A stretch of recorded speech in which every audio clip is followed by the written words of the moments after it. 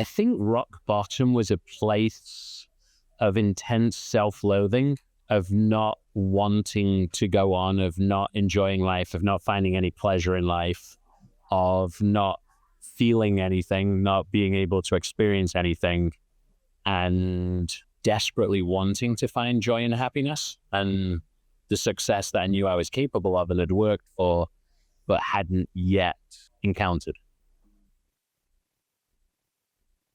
I think I honestly loved most of the things I was doing. I think what I hated most was feeling incredibly alone and being alone. And even though I was surrounded by people in a room full of people, I would feel alone. And that isolation was really hard to deal with.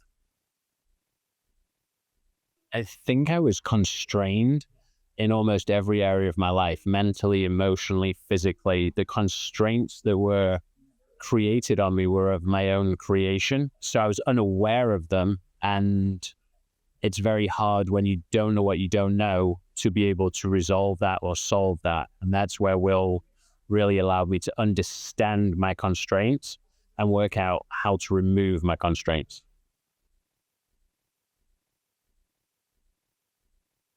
Yeah, I mean, I'd had a bunch of successful exits. I'd done very well. I'd had a horrendous divorce, which was incredibly costly, and which really broke everything. And then I'd come back with an ultra low latency event-driven hedge fund. I was financially in a relatively good place, but I was again constrained. I was unable to enjoy what I had. And that changed dramatically once I was able to do the program. Obviously, when you hear something, it seems too good to be true. And whenever anything's too good to be true, your natural cynicism and skepticism kicks in and you're like, nah, it can't be real. And what was interesting was doing the process, going through the process. As you're going through it, you have your skepticism keeps flaring up the whole way through. And the further you go, the more you recognize what those pieces that you were skeptical of were actually reprogramming. And then you keep going and going and going. And once you get through world and through omniscience and really get into the deep stuff, all the things that never made sense that you were skeptical about all make incredible sense. I think initially I felt like I had nothing to lose. I didn't enjoy life. I wasn't happy. I wasn't in a good place. Things weren't going the way I wanted. I didn't have what I wanted in the way I wanted it. So I had nothing to lose. And therefore, when you have nothing to lose, that's the most dangerous person on earth, because they will do absolutely anything, including going on Will's course.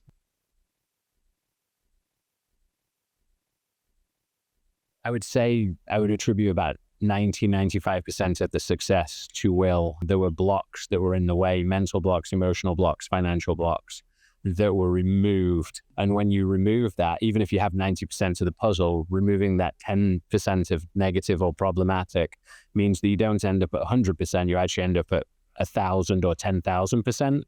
So I'm now incredibly blessed financially and within relationships. So I think every area of my life has been impacted by Will and the program. It's changed the way that I see the world. It's changed, more importantly, the way I see myself and the level of peace and centeredness that I can find within myself, which allows me to be effective in life. I think there's been a couple of major catalytic moments. I think the first one was when I actually fell in love with myself and began to love myself, because until you can love yourself, you can't love anybody else, and no one else can love you because you don't accept the love, you reject it. You can't love someone else because you're actually trying to get something. When you reach a point of true self-love, of self-worth, of knowing yourself, understanding yourself, then the opportunities that open up to you in every way are incredibly compelling and change your perspective on life. They change how you look at people, reflect on people.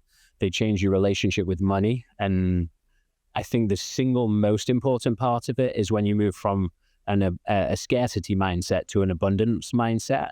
Because when you have a scarcity mindset, you're always guarding everything, you're always protecting everything, you're always making sure you don't lose things. When you have an abundance mindset and you believe that your cup is overflowing, you can give away everything that's overflowing and feel no depletion from yourself. And that is probably the most beautiful place you can get to in life. And it happens when it happens with love, and when it happens with yourself and believing in yourself and the conviction, that then spills over into all the areas of life: financial, emotional, familial. Like, it goes everywhere because you have that abundance mindset.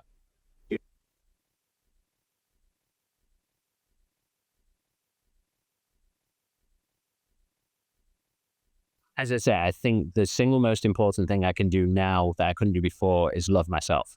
I am able to self-soothe. I'm able to self-care. I'm able to prioritize myself. I believe in myself.